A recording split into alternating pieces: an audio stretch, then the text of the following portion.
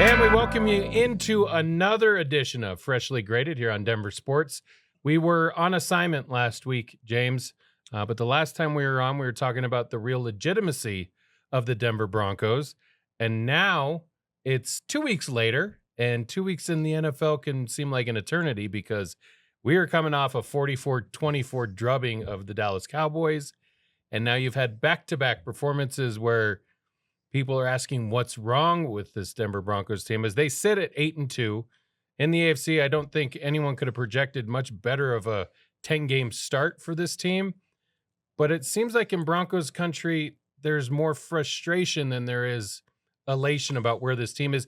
And given where they've come from the past decade, like, why is it like that here now? Yeah, I don't know if it's frustration as much as it's trepidation, right? Like, I think people are just cautiously optimistic. I think we're a little slow to jump into it. And part of that is, hey, we know what a championship caliber team looks like here, right? This is an organization that's won 3 Super Bowls. I know Super Bowl 50 almost a decade ago seems like a long time ago, but we know what that team looked like. Kind of had some similarities to this team, right? A really, really good defense, a really good head coach, and then an offense that struggled at times. So I get why people have some trepidation. Look, the naysayers, and I wrote about this at denversports.com, there's reasons to shoot holes in this 8-2 record. Yeah. Right? You can talk about the quarterbacks they've played against, and you can say, hey, they've played really 3 good quarterbacks. They're 1-2. The only decent one they've beaten is Jalen Hurts. You can talk about the record of the teams they've beaten. You take the Eagles out of that equation, and it's really bad. It's a lot like last year's. I get all that, but they're also 8-2.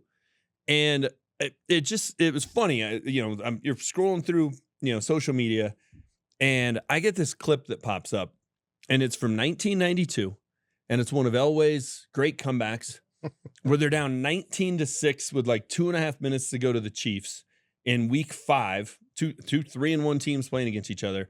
And Elway throws 2 touchdowns in the final 2.5 minutes, and they win 20-19. Well, during this video, they're talking about how the Broncos haven't scored a touchdown in 12 quarters. 12 quarters, 3 full games, they hadn't scored a touchdown because they won the game before 12-0 against the Browns, 4 field goals. Yeah. They lost the game before 30-0 at Philly. That was their lone loss. Elway threw for like 48 yards, right? Like, I think sometimes we forget that. I think we remember Peyton Manning, in 2013 putting up Star Wars numbers and 55 touchdowns. It's like, not every week is going to look beautiful. That team, it did. It looked beautiful every week. That is the exception. That is the aberration. Most teams, talk to Brandon Stokely about his Super Bowl team in Baltimore, where they went 5 games without scoring a touchdown. Yeah. Right? Like, this isn't that unusual. It really isn't. And the offense, for all their struggles, they're also not doing things that get a team beat, right? They're not Bo's not out there throwing pick sixes. He's not making bad decisions deep in his own territory. Running backs aren't putting the ball on the ground. Like, okay, is it fun to have a team that a drive that ends in a kick, whether it's a field goal, an extra point, or a punt, is good? It's not as fun, but I'll tell you what, 8-2 is a hell of a lot of fun. I get why people shoot holes in it. I do. But I think it's a lack of perspective. This ain't college football where you go out and beat everybody 45-7 if you're a good team. We see it every week. We saw it this week when the Broncos didn't play on Sunday, and you're watching games and you're like, how did Buffalo lose to Miami?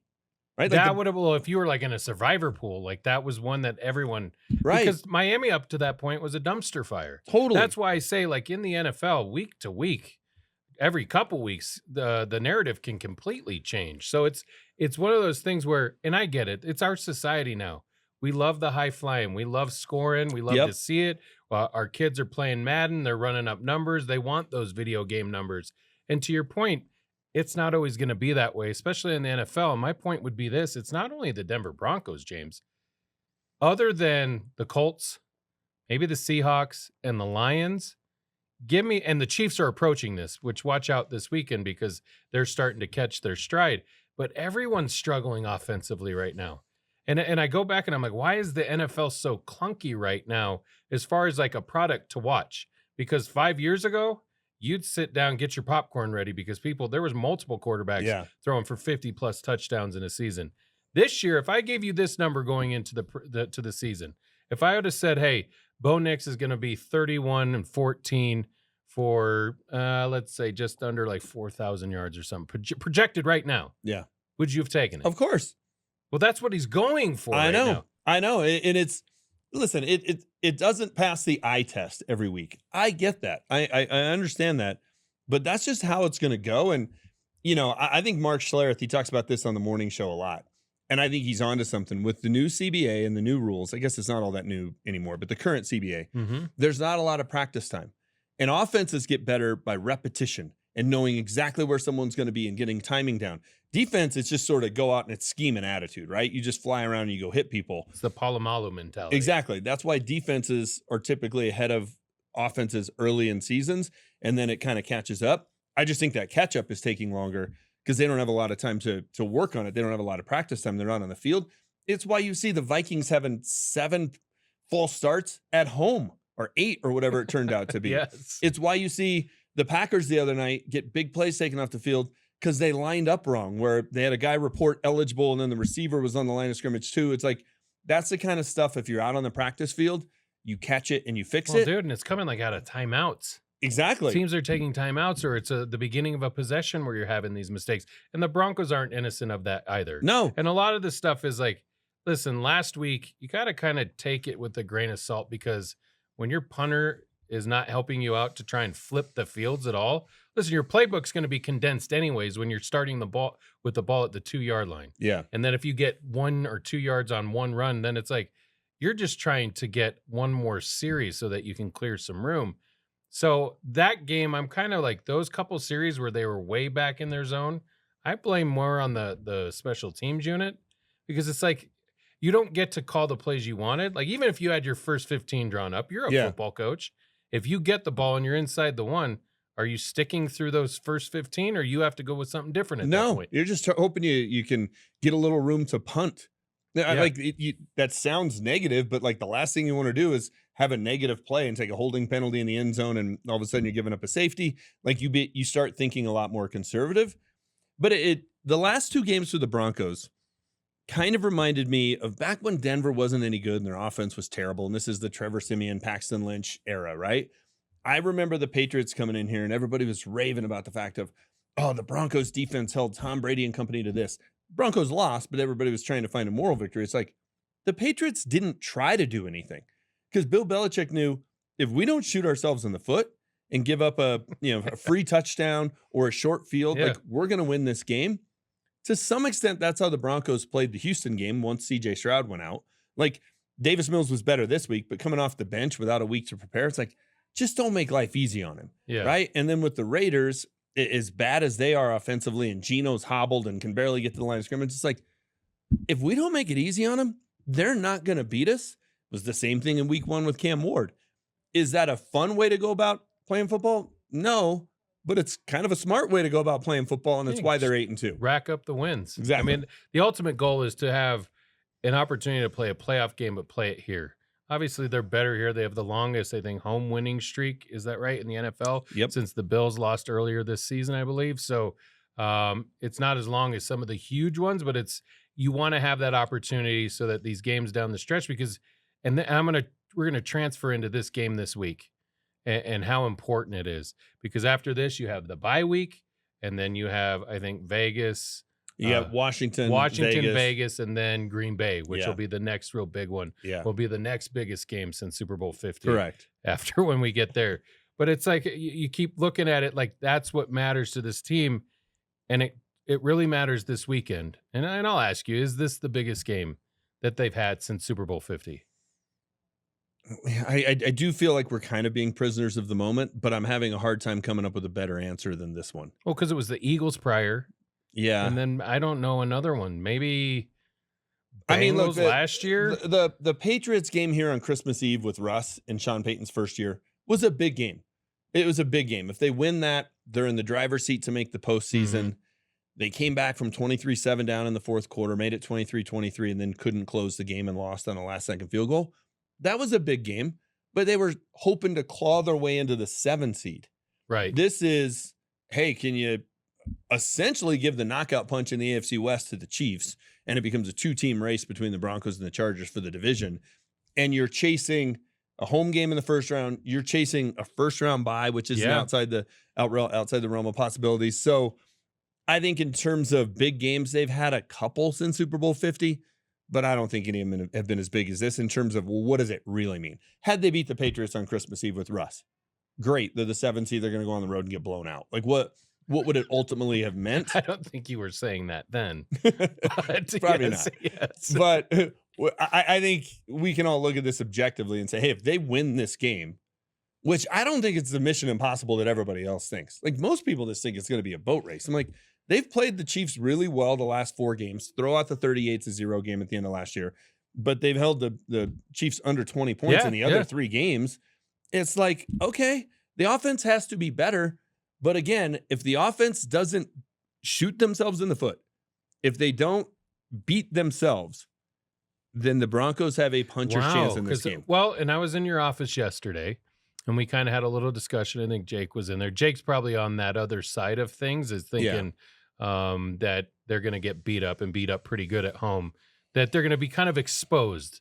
Especially, I mean, if they play the way they have been playing for this past couple of weeks, that probably could happen. None of us will be really surprised by it. It'll be a wake-up call. It'll be like, hey, are we on that level or not? I think this is another test of saying, are we really on that level with these teams, that these meaningful games? Now, this isn't Kansas City coming in week 18 last year playing the backups where you were able to just kind of impose your will on them. This is a team that has a lot to fight for right now. They know what's on the line for them. Yeah. They've dropped one too many games too early, so they're basically in playoff mode from here on out. I mean, they could probably drop another game or two. At 5-4, you get into 11-6 territory. Get to 6 and 7 losses. You start. Yeah, hey, so we can't stub you're our going toe to again. get their best punch, and we know how good Andy Reid is off of a bye. He like in history, he's just great. He's got one of the best players in NFL history in Patrick Mahomes. Travis Kelce's seems like he's had a resurgence of late. The challenge is there. Probably not going to have Pat Surtain. Looks like J.K. Dobbins is going to be out. I get everybody looking at all those ingredients and going, that's how you get blown out. But I agree with you. For some reason, Sean doesn't coach well against Jim Harbaugh so well, but against Andy Reid, for whatever reason, since he's been in Denver anyways, none of the games have gotten out of hand. Yeah, and I mean, I get the stat about what Andy Reid is after a bye. I get it because it's Mike Shanahan used to be that guy. Yeah, and what does he do with 2 weeks to prepare? I guess the period where he's had Mahomes is more relevant. I don't know the relevance. Can I stop you real quick there? Is some of the performance against the Raiders because Sean Payton knows how much they were watching? That Kansas City was on a bye week sitting at home watching, going, hey, I'm not going to give them too much to prepare for? I think that's part of it, although those guys they get film of everything, right? They'll it's not like there's going to be state secrets here. I just think there's a little bit of human nature in it. We saw it with the Bills going down to the Dolphins this week. Yeah. I know they're NFL teams, and we all say any given Sunday, and we see it every week watching Red Zone. But it's hard to get up for the Jets.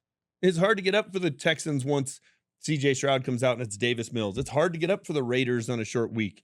Like, human nature is going to be like, we can roll in and beat this team. And they kind of played like that was their attitude, but at least it didn't, backfire on them like it did Buffalo down in Miami. The Broncos will be ready to go too. They've had a mini bye. Like, that's the part of it that, Andy Reid's good after a bye. I don't know what he did with Donovan McNabb 15 years ago. I don't know how that's relevant, but okay, it makes for a good stat. I think we'll see the best the Broncos have to offer as well. Sean Payton has done a really good job of scheming up some things to get guys wide open. Bo Nix just needs to not miss him. Like, he needs to be better. I'm not trying to make excuses for him. It's not a free pass. He needs to be better. But again, it could be worse, where if he was out there throwing a bunch of picks and all of a sudden this great defense was, if they give up 20 yards, the other team's in the end zone, you play to your strength, and the strength is the defense. Can we scheme up plays for Cortland Sutton, Troy Franklin? Not Nate Atkins? Not Adam Prentice for a 13-yard gain? Like, oh, man, it worked out perfectly. But that was like one of the highlights on Thursday night. Yeah. Like, utilize your skill position players a little bit better. The guys with that talent that can kind of be game breakers. Before we break and move on to a different topic, I want to get your prediction for Broncos Chiefs. And then as we do each and every week through 10 weeks, who's going to be in Santa Clara in February. So prediction of the Broncos Chiefs, you think they win, they keep it close, Can it get ugly? Will it get ugly? I don't think it gets ugly. I think they keep it close. And you know what? Everybody else wants to go this direction, and I tend to be a zag when everybody's zigging. I'm going to go Broncos win. I think it's like 23-20. Whoa. Yeah, I think the Broncos win this game. Nice. And then you'll have 2 weeks the optimist of Bronco mania just going crazy with the holiday coming and everything else. It's going to be a ton of fun. You remember the John Elway song that was produced? I love Elway. Yeah, oh, Johnny Elway. Oh, that one too? Yes. Sure. We're going to get something like that for Nick's. That would be good. That would be good. So I will say, I think the Broncos end up losing. I think they keep it close. I'm going to say late field goal wins it for the Chiefs, 27-24. Okay. But it proves to them that, hey, they may have gotten away with a win here, but I'll take that. If you kind of look better than you have in the past couple of weeks, it'll give you kind of, even in a loss, you'll be encouraged by it. And in Santa Clara, who is there right now after 10 weeks? Boy, I've been Buffalo and Detroit. Your Buffalo one's going to go by the wayside. I know. Now, I'm going to stick with it for now because I don't buy Indy. I don't buy the Patriots. I don't know that I buy the Broncos as a Super Bowl team yet. I'm not ready to put them into that mix where the Bills are so playoff season. So I'm going to stick with Buffalo and Detroit. But would it shock me if next week I'm telling you it's the Rams and the Broncos? It would not. No. Well, Rams is one of the ones that I've had all along. Yep. I've said Rams and Kansas City. Kansas City dropped one a couple weeks ago. I am going to go with the Colts. And I'm just going to say, as of right now, because they're so balanced offensively, I think you have the leader in the league in passing. You have a top 5 running back, if not one of the best, in Jonathan Taylor, and you're scoring. It kind of like, I brought up this comp a while ago, and it's not apples to apples. It kind of reminds me of that Rams team that caught fire when Trent Green went down. Yeah. Kurt Warner came on. It was the greatest show on turf. Yep. Maybe not as explosive, but they're doing everything really balanced. The one caveat is, like you said, it strikes midnight for everyone. And Daniel Jones, that one's a little bit scary for me. But if you can run the football and play good defense with the addition they had at the deadline with Gardner, then I'm going to put him there. I'll say Rams Colts right now. I mean, Daniel Jones was the number 6 overall pick for a reason, right? I mean, the Giants, I get it. They're kind of inept, but he went number 6 overall for a reason. He's got some really good weapons, a really good tight end. And then he's got Jonathan Taylor lining up behind him. That makes any quarterback look a heck of a lot better. Pretty dang good. Yeah. We go out to our producer, Dan Chavez. Chavi, who you got in Santa Clara? I'm going to go Seahawks and Ravens, Cello. Seahawks, after losing to the Buccaneers October 5th, only by 3 points, they have went on a 4-0 run. And some people might say this Sunday, game of the year, Sunday, November 16th, in the late window, 2:05 p.m., Seahawks at Rams. 2 7-2 teams. Give me the Seahawks in this one, and then the Ravens with Lamar Jackson coming back. I could see them on Wild Card weekend going into anybody's house and taking care of business on their way to Santa Clara. Wow. I will say this: if the Broncos win, and it's like, hey, they're gonna, they got a shot at winning the AFC West. You look at the 3 teams that could be the wild card. It could be Buffalo, Kansas City, or Baltimore. Pick one. One of them would be coming in here. And they were the favorites going into the season. It should have been flipped. I think there's a chance all 3 of those teams, as wildcard teams, if that's who it is, would be favored on wildcard weekend as road teams. That's crazy. It's crazy to think. We shift gears and we go to a team that we don't talk about much, but we have a couple of their guys up here. Maybe one right there. Old guys. We want the Rockies to get back into contention. A couple moves made from them lately. Walker Mumford, I think, sent an email out to season ticket holders saying that priority is to get better on the field. That's the top priority. They bring in Paul DePodesta. Was it a strongly worded email? To the White Star Line crew. And they bring in Paul DePodesta, who was most famously known for being played by Jonah Hill in the movie Moneyball. Yep. Now, I love Moneyball. I quote it all the time. I mean, we're still talking about good body nonsense, like we're selling jeans for Fabio, like that type of stuff. But that move and the move to say that you're trying to get better on the field, as putrid as this organization has been. Listen, they're successful as what they do as far as getting people out there. But as far as product on the baseball field, it hasn't been there. Is this the beginning of a rebuild? I think it can be. I was excited about the hire because it was Which the DePodesta yeah, one? it's outside the box, right? Like, I mean, they hired Dan O'Dowd in 1999. He was then the Cleveland Indians organization, now the Guardians, right? And they were an up and coming team. They'd been in a couple World Series, right? That was the Kenny Lofton, Albert Bell teams. Yes. So they brought him in here. Then when he left, they promoted from within with Jeff Bridich. And then when he left, they promoted from within with Bill Schmidt. They hadn't gone out and even interviewed anybody since we were all worried about Y2K, like more than 25 years ago. Good pull. So they brought somebody in from outside the organization. They brought somebody, I think if you're looking at teams to try and bring them in, you got to find somebody who finds a way to win with less, right? So I would have said, go look at what Tampa's doing. To some extent, go look at what Milwaukee's doing. That should be the team they look at, of like similar market, similar type of budget. We should be able to be as good as the Brewers. The Brewers are there every year. But you go get somebody who was the foundation of Moneyball. Okay, great. Now you'll look at it in a different way, because this team has to figure out how to win with less. They're not going to outspend the Dodgers. They're not going to outspend the Giants.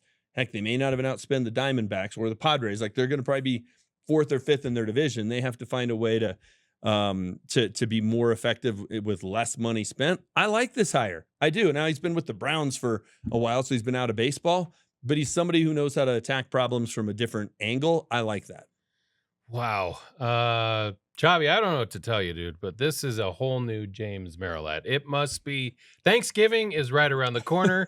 The holiday season is here. Because Well, do you like it? I don't love it because Moneyball was 23 years ago. Okay, but Listen, we think about who heard the they've hired report in the past and compare it. I get that, Well, but like the Bridich- analytics that they're like, man, he really helped with that 2002 Oakland A's team. Well, great, and they made a movie out of it, and it was awesome. I love it. get I'm a it. fan of it. It's 2025. You're going to be doing this in 2026. Now, we heard the reports last summer that they're 10 years behind as far as like analytically what they're doing inside the organization. Correct. That they're not doing enough. This dude was in baseball for a while. The Cleveland Browns play football, right? He's been there recently, and they have not been good. And correct me if I'm wrong, but other than that magical run that Oakland A's team had, where did they ever get to? Like, you have a city that is starving for competent baseball at the major league level. Yeah. And they would support it through and through. Now, this may be a start. You may be right. This may be the first domino that starts to fall, and the moves that are coming afterwards will make a big difference. But for me, and then the comments made about we want to make salient moments for our fans, like, listen, salient is an underused word. I like it. The fact that he brought that out. can you use it in a sentence? This is a salient moment on this show. There you go. Look, the things you say aren't incorrect. It's not like this guy just came from a team that's won 3 World Series in the last 5 years. I understand that. But it's all relative, right? When you look at, everybody was all excited when Jeff Bridich resigned. It's like, well, it only matters if they replace him with somebody who's better, and you just replace him with Bill Schmidt from within. Like, that wasn't going to do any good. So if we're going to shoot this down, which, okay, I'm fine with, and we don't need names because, look, Dick Montfort doesn't know the assistant GM at Tampa. How are we going to know it? But we can talk about like what the characteristics Dick would have Montfort been. doesn't know all the GMs in Major League Baseball. I mean, if they'd hired the number 2 guy in Tampa, okay, I could have got on board with that. Or the number 2 guy in Milwaukee or whatever, fine. But it had to be outside the organization, a different way of thinking. What they've done here has not worked. They've never won a division title. So to continue to do things the same way is the definition of insanity. At least it's a sign that they're doing something different. Yeah. And maybe that's a really low bar, but it's the freaking Rockies. The bar is down here on the ground.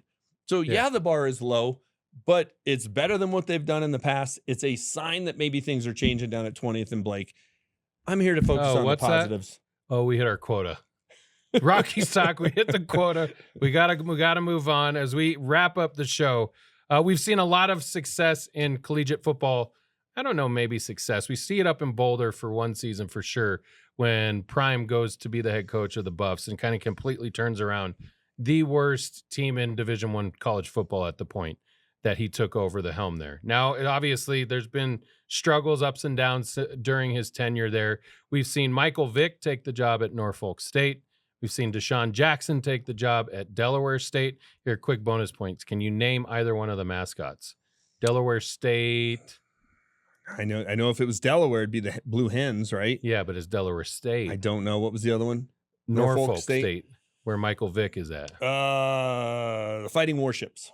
It's a good guess. The Spartans. Oh, There were Spartans on ships at one point when they fought back in history, All but right. not the correct answer. I bring that up because Colorado State just fired Jay Norvell.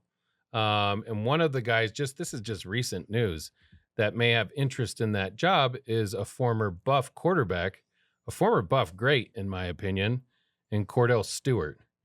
What do you think of the movement to hire former players and professional players, but maybe not so much with the coaching experience? I think he was a voluntary coach at a high school this past fall, but now getting consideration for the Colorado State job in Fort Collins. I think it's silly, to be honest with you. I think more often than not, it's going to be Trent Dilfer at UAB, right? We've seen a lot of these former NFL players at the high school level be successful because, let's face it, and this is no disrespect to high school coaches, but when you've played at that level, you're going to know a lot more about football than guys at the high school level.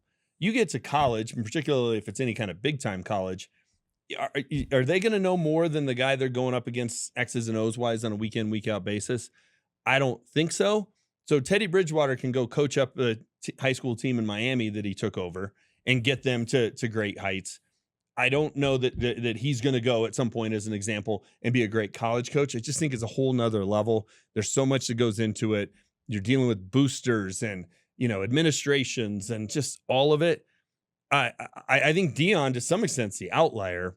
I think you're going to see Trent Dilfer type failures from most of these guys. I get why they do it. They got to find a way to replace the competitive juices. Well, yeah, stay in the game. and to be devil's advocate, I mean, the way that college football, the landscape of the sport has changed, and the transfer portal, you have to have something on the other end of that portal that's enticing to these players. Agreed. Otherwise, they're not even looking down that scope, right? There's got to be something like, and for a lot of these kids, it might be the facilities, it could be the jerseys and the different combinations, all that.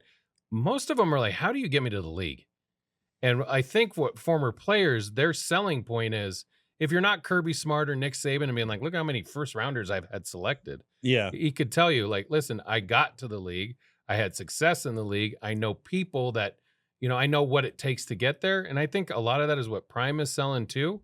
And talent isn't always the full on. At some point, you're going to have to be able to coach.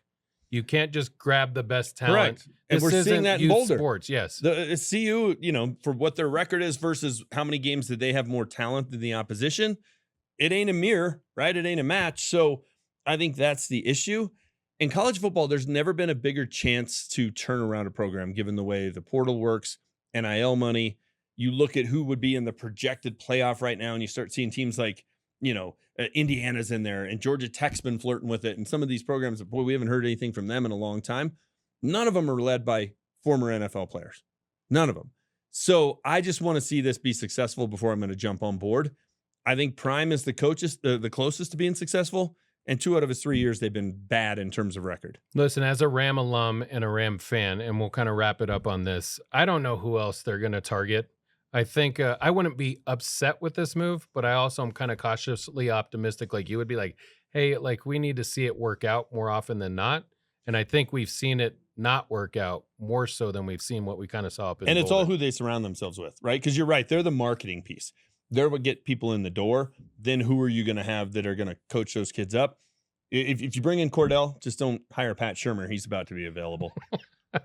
That will do it for Dan Chavez, Chavi producing the product. For James Marilat, it's Marcello Romano. You've been watching Freshly Grated on Denver Sports.